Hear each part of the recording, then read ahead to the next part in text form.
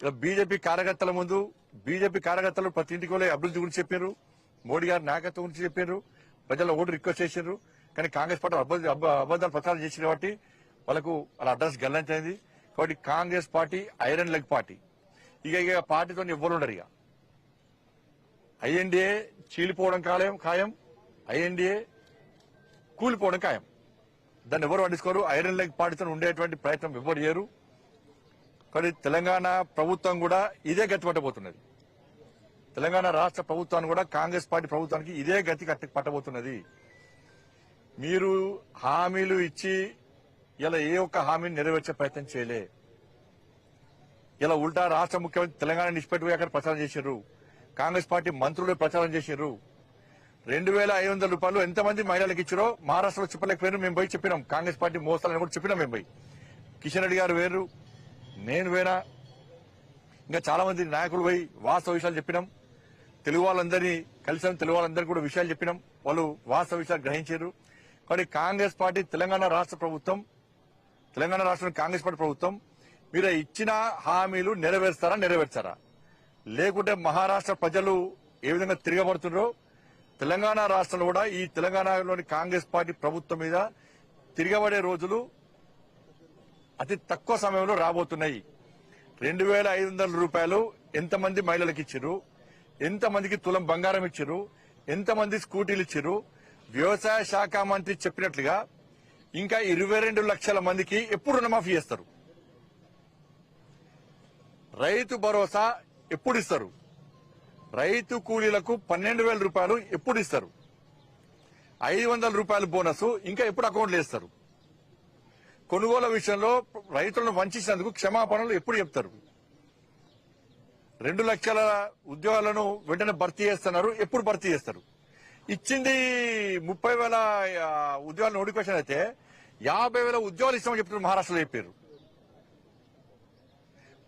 ఇక్కడ తెలంగాణ పైసలు మొత్తం తీసుకుపోయి మహారాష్ట్రలో యాడ్స్ ఇచ్చారు. తెలంగాణ రాష్ట్ర ముఖ్యమంత్రి తెలంగాణ పైసలు ఇక్కడ హామీలు నెరవేర్చడానికి పైసలు లేవంటారు, బోనస్ చేయడానికి పైసలు లేవంటారు, ఉద్యోగాలకు పైసలు లేవంటారు, నష్టమైన రైతులకు చేయడానికి పైసలు లేవంటారు, 2,500 మహిళలకు చేయడానికి పైసలు లేవంటారు, 4,000 రూపాయలు ఆసరా పెన్షన్ చేయడానికి పైసలు లేవంటారు, ఉద్యోగస్తులు 5 డిఎల్ చేయడానికి పెన్షన్ పైసలు లేవంటారు.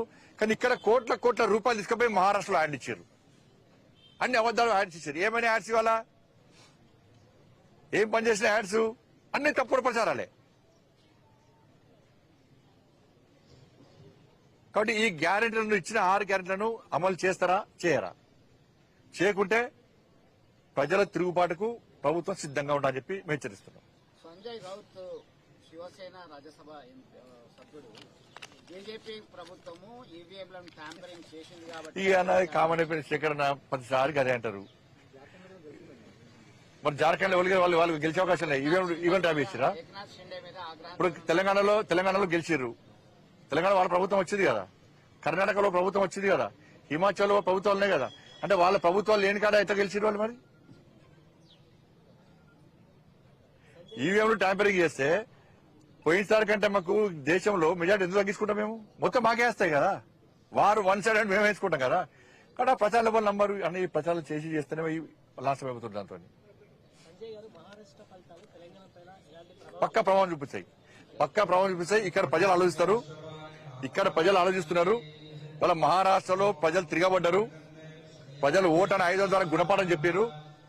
ఈ ప్రభుత్వం తప్పు ప్రచారం చేసింది, నమ్మించి మోసం చేసే ప్రయత్నం చేసింది. ఈ ప్రభుత్వాన్ని ఇట్నే చూడటుంటే మా కొంపలు ముంచుతుంది కాంగ్రెస్ పార్టీ ప్రభుత్వం. కాబట్టి పక్కా ఇక్కడ ప్రజలు చైతన్యం అవుతారు. ఇలా భారతీయ జనతా పార్టీ నేతృత్వంలో మేము యుద్ధం ప్రారంభించబోతున్నాం. తప్పకుండా ఈ ప్రభుత్వం గుణపాఠం చెప్తున్నాం. అది మా చైతన్యం. కాంగ్రెస్ పార్టీ వాళ్ళకు ఇంకోళ్ళు కూల్చే అవకాశం వాళ్ళు ఇయ్యరు. వాళ్ళే ఇప్పుడు ఈ ఫలితాల తర్వాత కాంగ్రెస్ పార్టీలో లుక్కలు పక్కా చాడతాయి. ఎందుకంటే కాంగ్రెస్ పార్టీ ఎమ్మెల్యేలు, మంత్రులు తెలంగాణ రాష్ట్రంలో తిరగలేని పరిస్థితిలో ఉన్నారు. వాళ్ళ మహారాష్ట్ర ఎన్నికల తర్వాత, ఫలితాల తర్వాత ఇంకా తిరగలేని స్థితిలో ఇలా కాంగ్రెస్ పార్టీ నాయకులు ఉంటారు. వీళ్ళు ఎన్ని ఊకదమ్ముడు ఉపన్యాసాలు ఇచ్చినా కూడా వీళ్ళ ప్రజలు పట్టించుకోరు. ప్రజలు ప్రశ్నించే స్థాయికి వచ్చారు. ఇప్పుడు ప్రజలు ప్రశ్నించే స్థాయికి వచ్చారు. ప్రజలు నిలదీసే స్థాయికి తెలంగాణ రాష్ట్రంలో వచ్చారు, వస్తారు కూడా. కాంగ్రెస్ నేతలే ప్రభుత్వాన్ని కూల్చే అవకాశం ఉన్నది అనుకుంటున్నారా? లుకలుకలు స్టార్ట్ అయితే గ్యారంటీ మహారాష్ట్ర ఫలితాల తర్వాత